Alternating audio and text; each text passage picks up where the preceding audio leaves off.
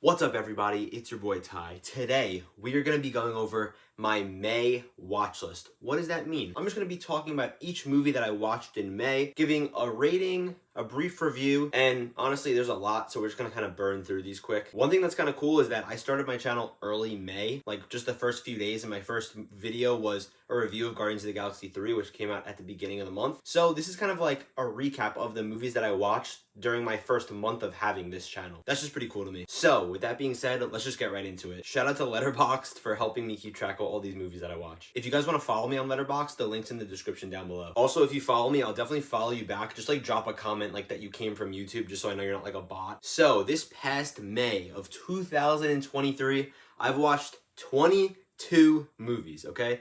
22 movies, 9 rewatches. So I rewatched movies that I've seen before, 9 of those. The other 13 were completely fresh watches, never seen the movies before. So I'm just going to kind of go in order here, just starting with the first movie I saw of the month, and then finishing with, obviously the most recent watch. Sorry, I know it's like a little bit into June here, but with Spider-Verse coming out and all that, I've been trying to plan more videos, get more equipment, which you guys will see soon. Gonna have a new setup all at once, resetting everything. You guys will definitely like that, but yeah.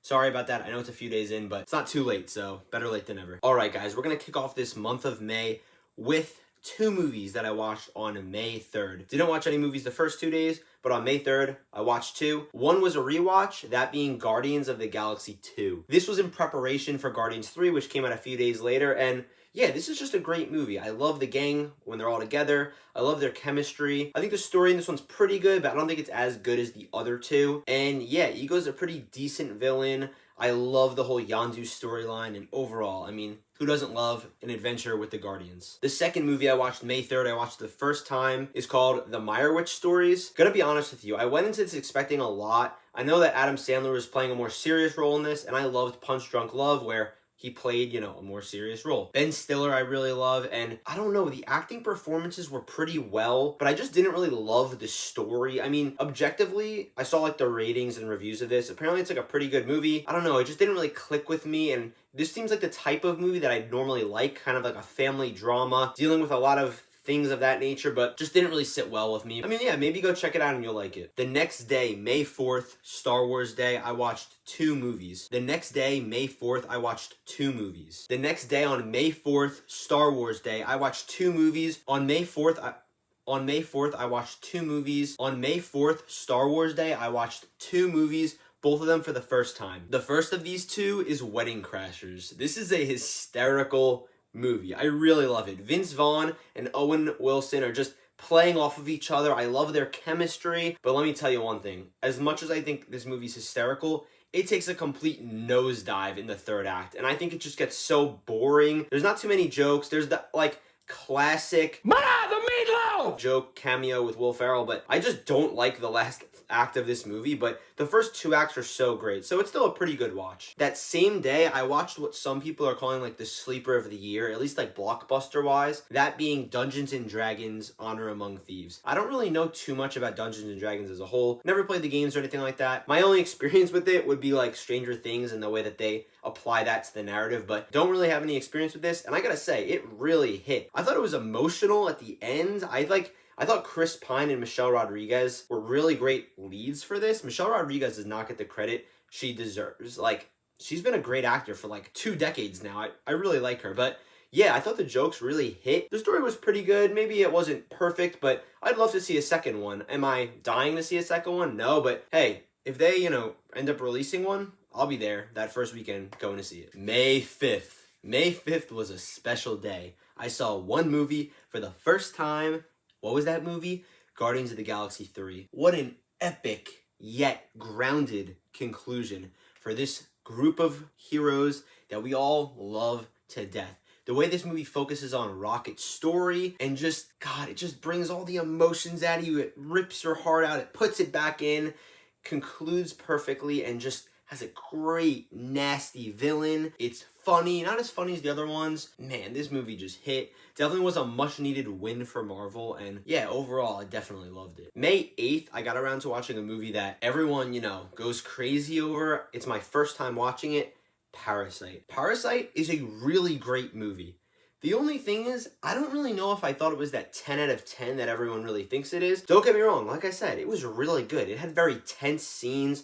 The story was really unique, but I feel like it was a little bit predictable with where it was going, and it was very, I don't know, symbolistic, you could say. And yeah, don't get me wrong, I thought it was very good. It just didn't like fully click with me. I just wasn't like in love, going crazy over it. If I was to watch another Korean masterpiece, I'd rather just watch Oldboy instead, personally. But like I said, great movie. One movie that I wasn't satisfied with, I watched the next day on May 9th. For the first time, Super Mario Bros. It was okay. I don't have the biggest, nostalgia fever for this movie. If you do, I can see why you'd like it, but there's kind of a lackluster story. Mario and Luigi are, I don't know, they're kind of just there. I think that it isn't that funny. I feel like Bowser is probably the best part of this, and Jack Black does a killer job with the voice acting, but I mean, I don't know, this one wasn't really special. Yeah, that's okay. I'm not the biggest Mario fan, so it doesn't really hurt me. Guys, I think I went crazy on May 10th. I watched 4 movies. Pretty sure this was like a weekend day between me ending school and starting work. Had absolutely nothing to do. All my friends were doing something, I guess. Girlfriend's probably busy, family busy, so yeah, I went a little bit crazy on this day, but let's just get into it. I started off with a rewatch of Hangover. Man, Hangover has such a great cast. It's funny, it's charming, has some funny cameos, has so many great quotes from it. Get a lot of compliments on this. Plus, it's not a man purse, it's called a satchel. Indiana Jones wears one. You probably get this a lot. This isn't the real Caesar's Palace, is it? What do you mean? Did Caesar live here? Just a movie that sits right with me. I've seen it a ton of times, and it always just gets better on rewatch. Pretty sure I watched this maybe like while editing. I usually don't count movies that I'm not paying attention to, but I did pay enough attention to this movie that makes me at least satisfied to say, yeah, I watched it. Next up was a first-time watch. Something that completely surprised me, that movie's 40-Year-Old Virgin. The 40-Year-Old Virgin is so damn funny. Steve Carell is hysterical. Paul Rudd, Seth Rogen, Elizabeth Banks. This is a stacked cast, and everyone is so hysterical. And you'd think that Steve Carell is the one that's like stealing all the thunder here. No, Paul Rudd and Seth Rogen, they're really funny on their own too. I feel like some of these movies kind of miss, but this one actually had me laughing out loud. And on top of that, I thought the story was actually pretty good. Usually in comedy movies, it's like, whatever, just make me laugh. This was really charming, and I feel like it encapsulates like that time, that 2000s charm that, not a lot of movies can like get a hold of these days. So just like any logical person would do, after watching 40-Year-Old Virgin, I decided to rewatch Heat. Heat is Michael Mann's 1995 classic. It's intense, it's a thriller, it has everything you'd want in a movie just called Heat. It's like what Fire would be if Fire was to be put to the big screen. We've got Robert De Niro and Al Pacino acting their asses off. It's so interesting the way this movie has a protagonist, cop, an antagonist, bank robber, but in a weird way, you kind of see how they're both connected. They have this like obsessive nature about themselves that make them very much alike. And that's why they're able to sit down in the middle of the movie, have a conversation with each other, and kind of, you could say, relate to each other. Has the classic 30 seconds quote. Don't let yourself get attached to anything you are not willing to walk out on in 30 seconds flat if you feel the heat around the corner. God, it's so amazing. I love the bank robbery scene. It's probably one of the best scenes I've ever seen. Not the beginning one, the one that's like more towards the middle. If you guys haven't seen this, please go watch it. It's an underrated gem, honestly. I know that it's popular, but it's not like the most popular movie. So yeah, go give it a watch if you haven't seen it. It's a bit long, but it's worth your while. Following Heat, I watched an 80s classic, Airplane. This was a first time watch. I've seen like clips of it. I thought like the comedy was pretty funny. Decided to give it a watch, and man, it was just as funny as I was expecting. The story isn't the craziest thing in the world, but man, I love the jokes in this. This woman has to be gotten to a hospital. A hospital? What is it? It's a big building with patients, but that's not important right now. They're so stupid, they're so simple. I know that's probably not for everybody, but it honestly really resonates with me, and I just loved like just how it's so self-aware in the way its humor plays out. May 11th, I decided to watch one of my favorites yet again, that being Star Wars The Force Awakens. I know that after this movie, the whole Star Wars series just kind of fell off. There was no plan, whatever. Maybe I'll make a video about that one day, but I feel like The Force Awakens, since it's a modern Star Wars movie, just encapsulates the feeling of Star Wars and the, like, I hate to use this word, but like the aesthetic as best as it possibly can. Just because you're able to use the modern CGI tools just to make it look so beautiful. So yeah, is the story perfect? No. Are the characters perfect? No. But the feeling I get from watching this movie is just something I really can't describe and that other movies just can't really give me from the same Star Wars world. Also, Kylo Ren, amazing villain. One of my favorites. With the release of Fast X, I decided to rewatch The Fast and the Furious. This is such a great early 2000s blockbuster. I love all of like the street racing stuff about it. I love the family dynamic. I love the relationship between Vin Diesel, Paul Walker, Michelle Rodriguez, who I already mentioned in this video. Shout out to her. She's great. I think it honestly packs a little bit of an emotional punch too, especially towards the end when one of the family members unfortunately gets killed. He gets shot by the villain. I think the story could be a little bit confusing, and honestly, I was trying to figure out the whole thing with the heist with, Dom and what was going on, but if I could just look past that, I really think it's a solid film. May 15th, yes, I'm counting this, my good friend Ryan put out a short film. It's really great. Guys, go check it out. I'm going to leave the link down below. Please drop a like on it, okay? It's called Gotcha. It was really funny. It's just a few minutes long. Go check it out. May 17th. Oh, May 17th. The reason I'm excited to talk about May 17th is because I watched 2 movies this day. But one of them, the first one I watched, was a rewatch, and it's one of my favorite movies, and you're just not going to expect what it is. The movie that I'm referring to is Too Fast, Too Furious. Guys, this is such a campy, corny, funny 2000s movie. Paul Walker and Tyrese are so funny in this. They're just doing their thing. I love the cars. I think the story's pretty good. I think the villain's pretty good. Also, Ryan Gosling's wife is in this. No disrespect to her, because honestly, I just don't know her name off the top of my head. This legitimately is one of my favorite movies. I don't know why. It's just so much fun. I know that from like a filmmaking standpoint, it's not perfect, whatever. Guys, Ejectocito. Ejectocito, cuz! I said forget about it, cuh. I said forget about it, cuz. Classic. Absolutely classic. I don't know why I adore this movie, but it just has such a great vibe. I know I hate to sound like that and not, give it real good critiques, whatever. At the end of the day, this is just such an enjoyable movie. Go check it out if you haven't seen it. The second movie I watched this day, a pretty well-known one, but I haven't really seen it before, so it was a first-time watch, is Ted. Thought it was pretty funny. I think Mark Wahlberg's pretty, charming in his role. I think Ted's pretty funny. I mean, I don't think it's all that. It was just pretty good. I mean, it was kind of at its time really funny. I think a lot of the jokes were very reference based to the time the movie came out. I don't think it aged that well, and I don't mean the jokes are offensive. I just mean they're very niche references to early 2010s things that went on, or events where you're kind of oh, is that something that happened, or who's that person? Like I said, it was just decent, and I'm happy I watched it at the end of the day because I like Mark Wahlberg, and also I like Boston, so can't be mad. Moving on to May 20th, I rewatched a movie that I really do enjoy, but I can't let myself give this movie a really great rating just because I feel like something about it throws me off. That being the 2014 Godzilla movie. I myself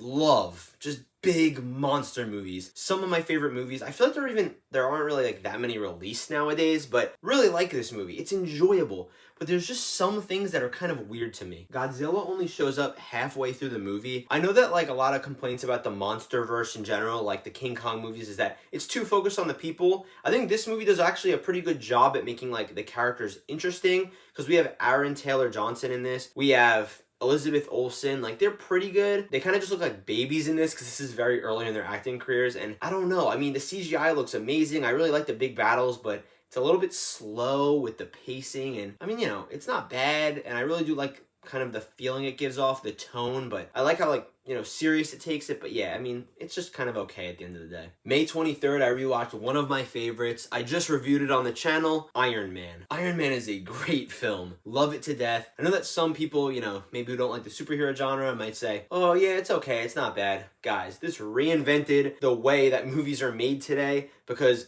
now everybody wants to make a superhero movie. Everybody wants to make a connected universe. This really set the standard. Tony Stark's such an amazing hero. It has a great story. I like the villain. I like the love interest. Tony Stark, man, I can't say it enough. Great, amazing character. May 25th, I watched a movie for the first time that pretty much surprised me. You might already know which one this one is because it actually released that same day. I already reviewed it on the channel, but I'll just talk about it for a minute. That is The Little Mermaid. I don't exactly think this movie's amazing by any means. It's not some type of masterpiece. Disney kind of just said, hey, we have this great idea. Let's just do it again. Great thinking, Disney. This is pretty much just for nostalgia baiting and printing out money. Yeah, it's pretty good. It's serviceable. I don't think it's amazing. Like I said in the review that I made on my channel already. Go check it out if you haven't. It surprised me a little bit though. It wasn't bad. I went into this expecting it was going to be pretty bad. Halle Bailey has an amazing performance as Ariel. I like the actor for Eric. I just think that all the underwater scenes are so dark and you just can't really see anything. The original songs aren't bad. I actually kind of enjoyed them. And I mean, yeah, the creature design was a little bit weird, but yeah, I mean, maybe it's a little bit slow. The runtime was too long, but yeah, I mean, it was